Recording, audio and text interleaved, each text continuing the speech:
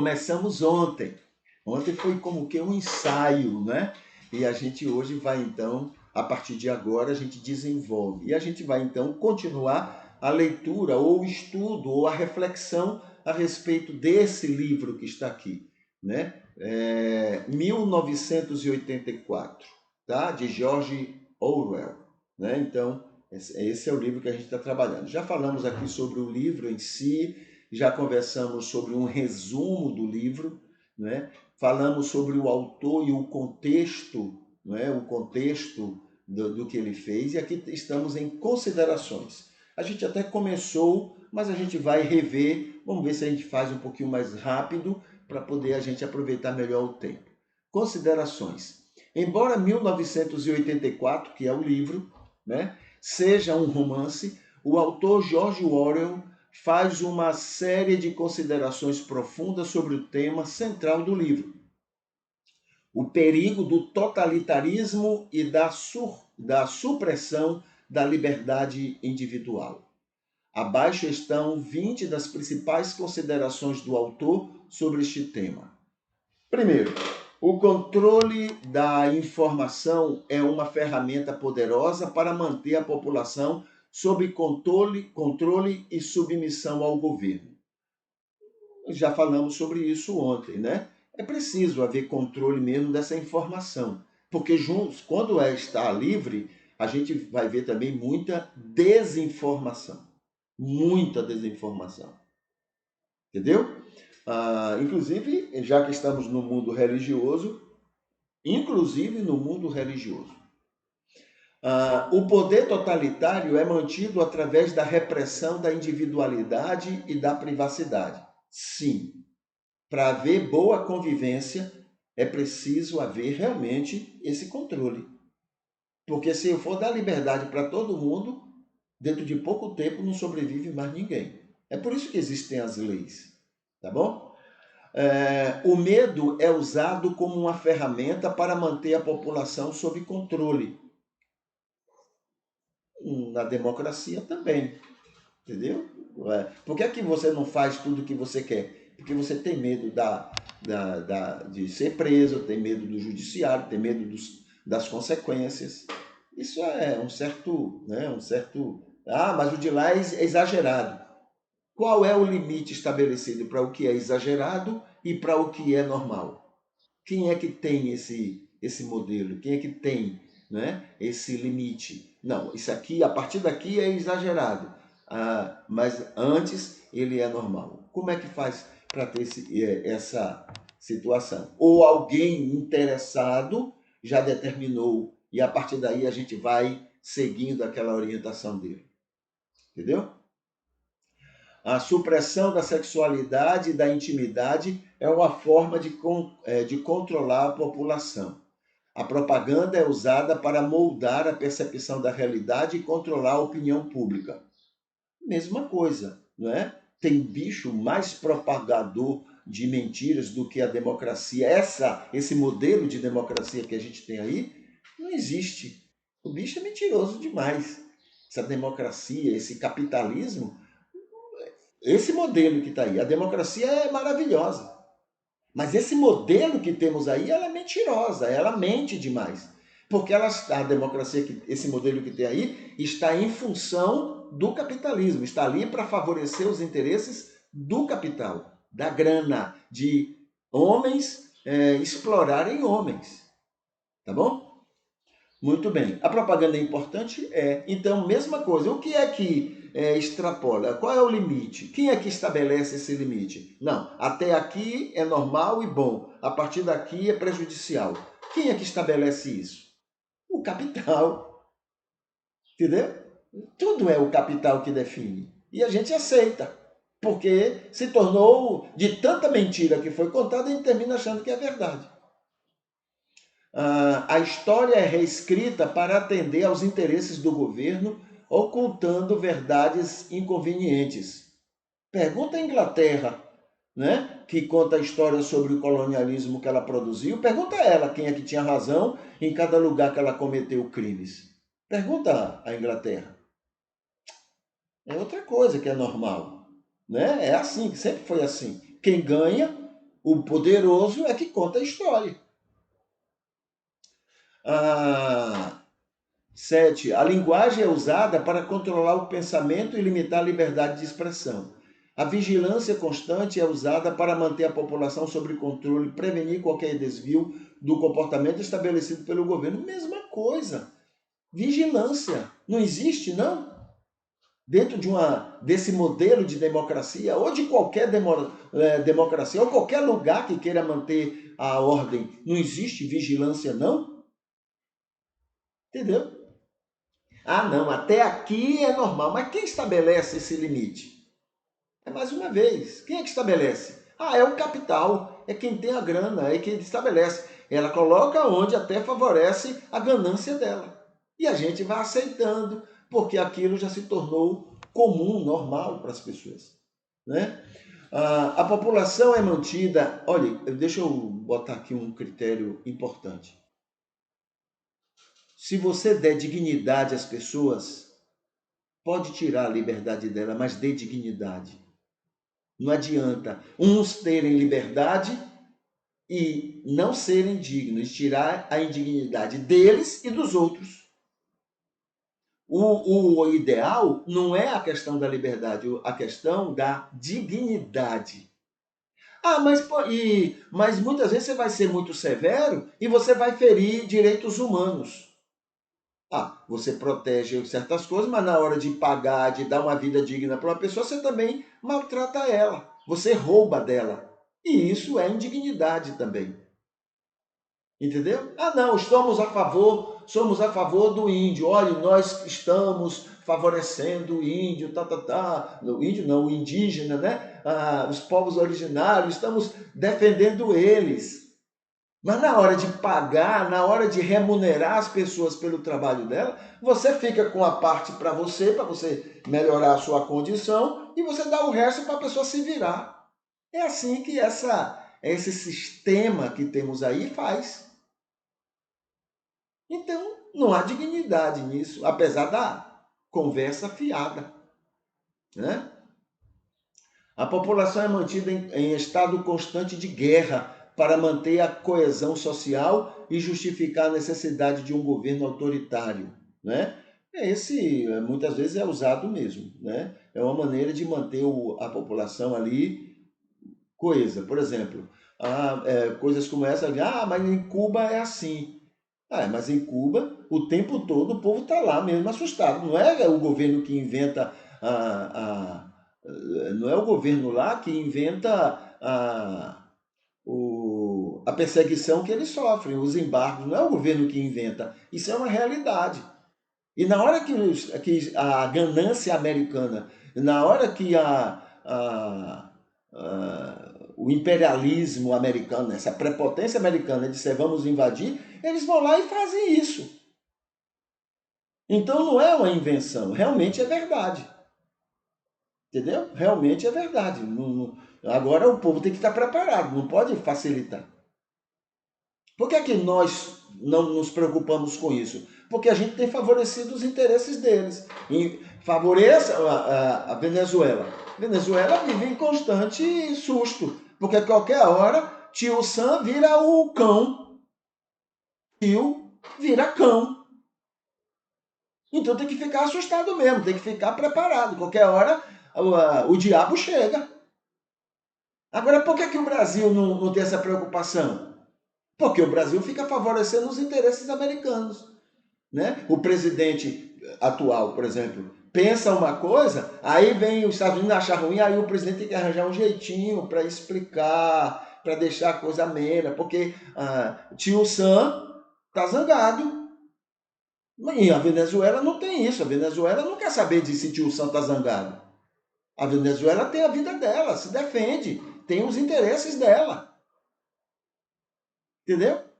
Então, esse é o problema.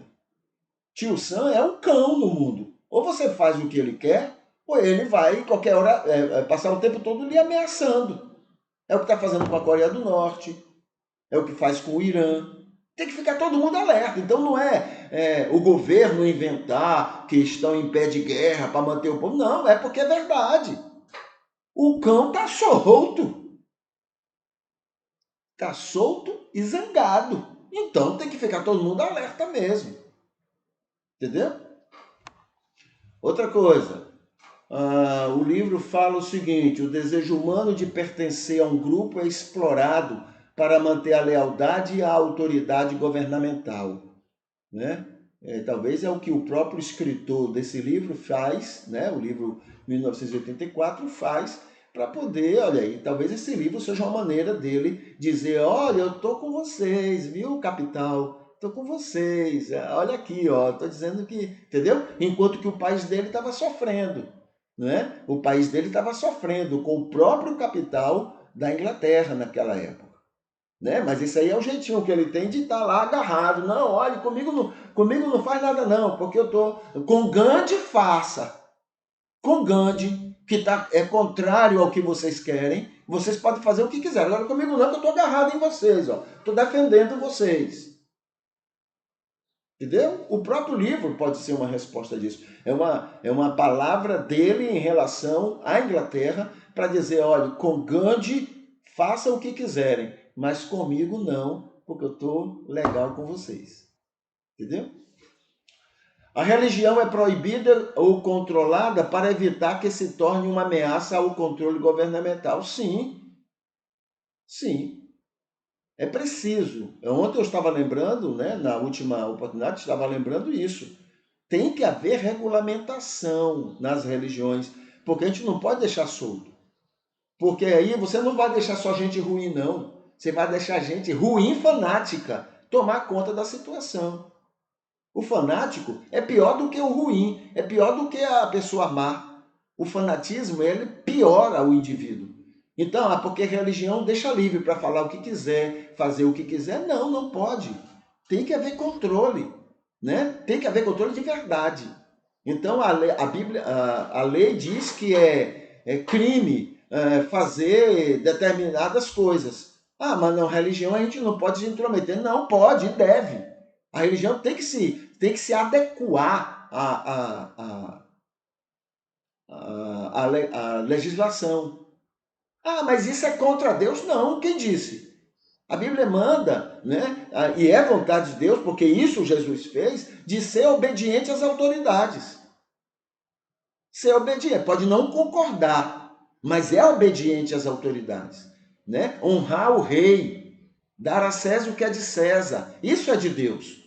Sabe quem é que quer liberdade religiosa? Não é Deus e Jesus, não. Quem quer liberdade religiosa são os maus que usam a religião para prejudicar, para fazer seus interesses, seus gostos e prejudicar a comunidade. Esses querem liberdade.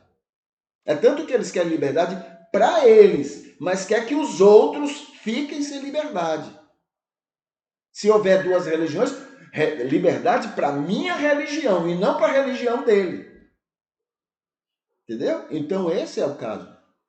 Deus, você pode botar o cristianismo, né? Você pode botar no pior lugar do mundo. Deus saberá agir naquele lugar e ser bênção naquele lugar.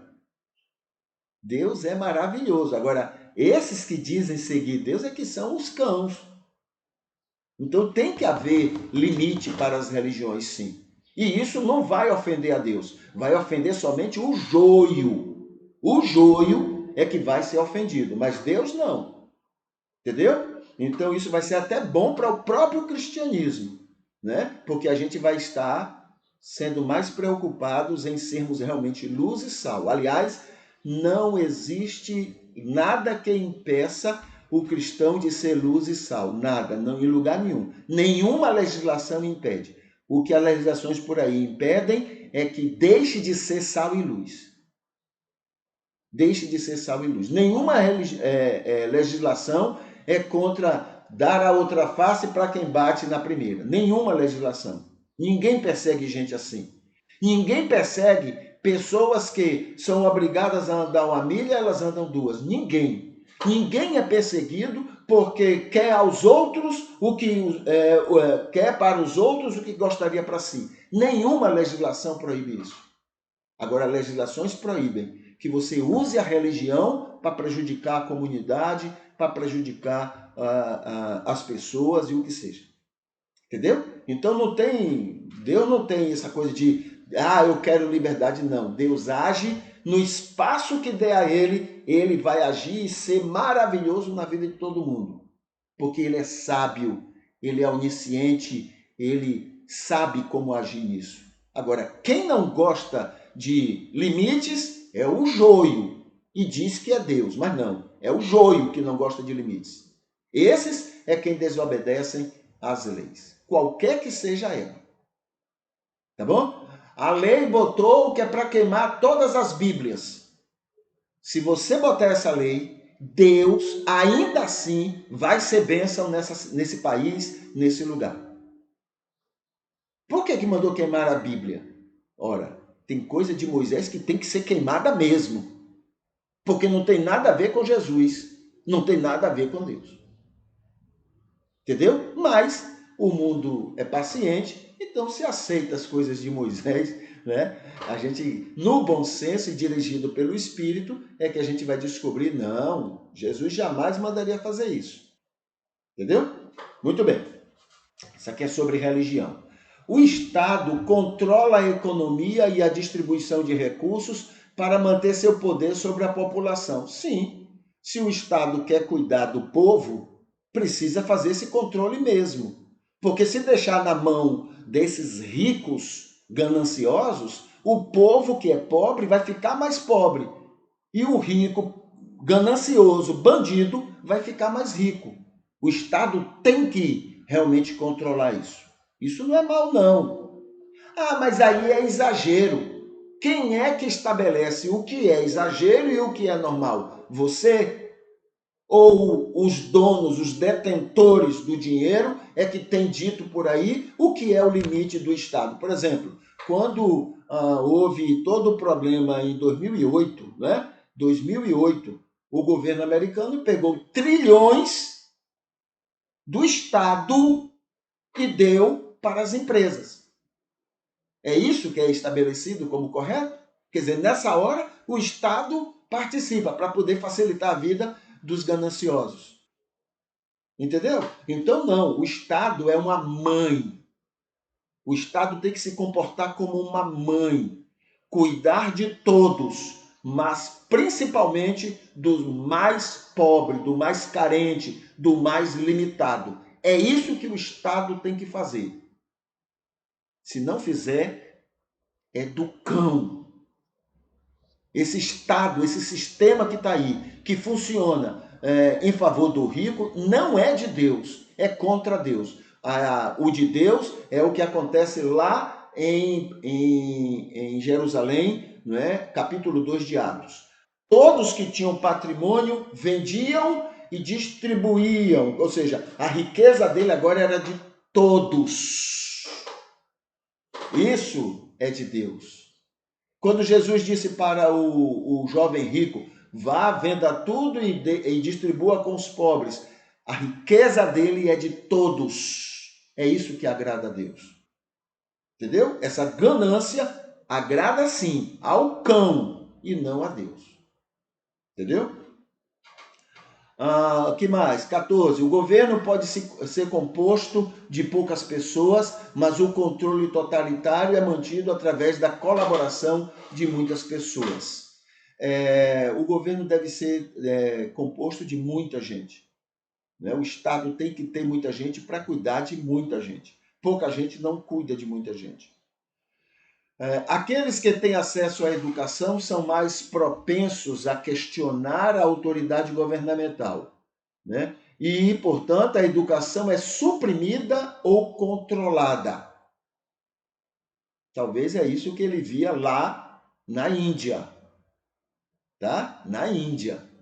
Porque os países que ele quis alcançar, né, segundo os estudos que fiz a respeito do livro, os países ou os sistemas que ele quis alcançar, criticar, era ao contrário. A escola, a educação passou a ser parte essencial. A alfabetização acabou. A educação passou a ser essencial, né, no desenvolvimento daquele Estado. Percebeu? Então, nisso aí, ele deve estar falando a respeito da ação da Inglaterra lá na Índia. Acabar com a escola para que as pessoas não pensem, não reflitam, não é? Isso deve ser a experiência dele lá. A ideia de duplipensar é usada para manter a população em um estado de confusão mental e controlar o pensamento. Isso, por que você vai encontrar pobre defendendo a riqueza dos ricos? É isso aí, né? Isso acontece nesse sistema democrático que a gente conhece, tá bom? Você vai ver pobre votando em gente que vai defender. Ele sabe que aquela pessoa vai defender rico e ele vai lá e vota. Ora, se você defender rico, você vai estar prejudicando o pobre, porque a ganância do rico precisa de mais dinheiro. Entendeu? É uma máquina, precisa de mais dinheiro. Não tem rico que vai lá e vamos distribuir, não. Ele precisa de mais dinheiro, porque na cabeça dele, né, ainda está pouco. Entendeu? A propaganda é usada para retratar o líder governamental como um ser divino ou sobrenatural para manter a lealdade e a devoção da população. Em muitos casos isso acontece mesmo, mas em muitos casos, às vezes a propaganda não favorece pessoas, mas favorece o sistema, que é pior. Tá bom? Então, veja só, uma propaganda para dizer que fulano é a solução divina para a coisa é um problema sério. Agora, pior do que isso é o sistema, porque fulano ali passa e o sistema não. Tá? O sistema vai ser para sempre. Para sempre quer dizer, vai permanecer muito tempo. Né? Então é muito pior. A propaganda, não existe nenhum sistema sem a propaganda. Ou ela vai fazer em relação a pessoas, ou ela vai fazer em relação ao sistema. Entendeu? Então, muita gente até defende esse sistema contra ela, tá? Defende esse sistema que age contra ela, porque ela não sabe fazer outra coisa. Passaram-se séculos onde a propaganda desse sistema é o melhor. Não é pior do que defender. A pessoa lá morreu, acabou. Eu gosto da experiência, é interessante a experiência, por exemplo, da Argentina em relação a Perón. A propaganda foi feita em relação à pessoa, mas a pessoa passou. E o povo se liberta, quer dizer, daquela propaganda. Entendeu?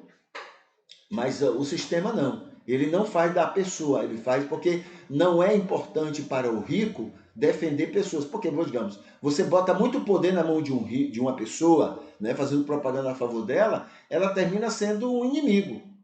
Então, você faz a favor do sistema. Porque com o sistema, você fazendo propaganda do sistema, né, qualquer hora você pode apagar, você pode tirar, você pode afastar aquela pessoa, mas o sistema permanece. Então, a propaganda, ela é prejudicial em relação a pessoas, mas é muito pior em relação quando ela faz propaganda do sistema, como sendo ideal, e que os outros sistemas não valem nada, tá? A tecnologia é usada para vigiar e controlar a população. Isso acontece até no nosso sistema, tá? Quem mais usa o Facebook não somos nós, os seres humanos, mas é quem compra na mão do Facebook os nossos dados. Entendeu? O Facebook vende. Ela paga multa. Então, ela vende por 100 milhões e paga uma multa de 5 milhões. Vale a pena pagar quantas multas forem. Entendeu? Ela vende por 100 e paga 50, e paga 5. Né? Então, nossos dados estão na mão de quem quer nos explorar, de quem quer tirar de nós para aumentar a riqueza dele. Aqueles que se rebelam contra o governo totalitário muitas vezes acabam sendo cooptados pelo próprio sistema que eles tentam derrubar, mostrando a dificuldade de verdadeiramente vencer um regime autoritário. Não é só autoritário, não. Esse sistema que a gente tem, então esse sistema também é autoritário. E né? Ora, se é o capital que manda, é autoritário também. Então, a mesma coisa. Como é que esse sistema é facilitado, é cooptado pelo capital? As corrupções, né? De uma hora para outra, juízes ganham muita coisa, presidentes políticos ganham muita coisa, né? Recebem, enfim, é cooptação também. E o autor desse livro, ele falou de um lado contra um lado, mas o lado dele faz a mesma coisa ou pior. Entendeu? Aqui tem apoios relevantes. Noam Chomsky é colocado como alguém que apoia tudo isso, o filósofo ativista político, né? Apoia tudo isto.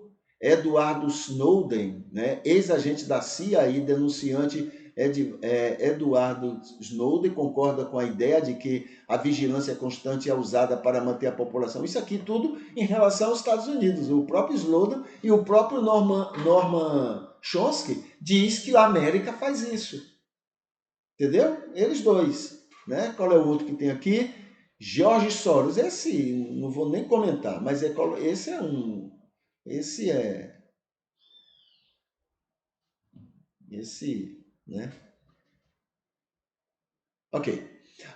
Críticas relevantes. Existem várias críticas feitas em relação ao livro. Né? Ray Bradbury, o famoso autor de ficção científica, Steven Pinker, né?